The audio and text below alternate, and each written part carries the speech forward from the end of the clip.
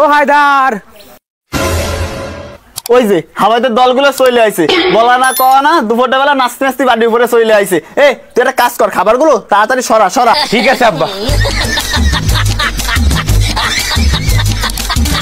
হায়দার ভাই কই?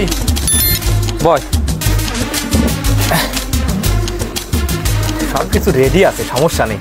ও হায়দার ভাই, আরে কিটারে আমার বাড়ির উপরে? ও তুমি? তা এই অবেলায় আমার বাড়ির উপরে কি? না মানে ভাই তোমার বাড়ির সামনে তো যাচ্ছিলাম, দুপুর হয়ে গেছে তো, তা ভাবলাম তোমার বাড়িতে করে খাইয়ে যাই। আইছে খাইয়ে যাই বললেই কি হয়ে গেল? নেই আমার নিজের ঘরেই বাজার ঘাট নেই, আমি নিজেই এক মাস ঠিক মতো খাতি পাই না, তারপরে দুপুরের বেলা বলা না কওয়া না আইসে খাতি দেন বললেই কি হয়ে গেল?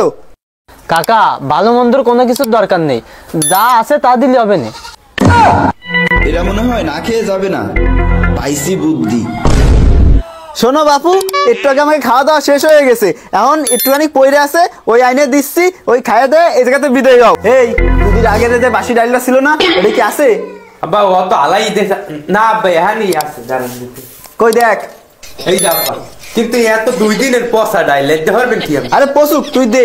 আর ওই যে আমরা রুটি ভাজিলাম না, ওই হালির মধ্যে দেখ দিন রুটিটা আছে নাই? আব্বা ওদি 5-6 দিনের পচা রুটি, ওই দে তুমি হরবা কি? পশক তুই দে। এই নেন আব্বা।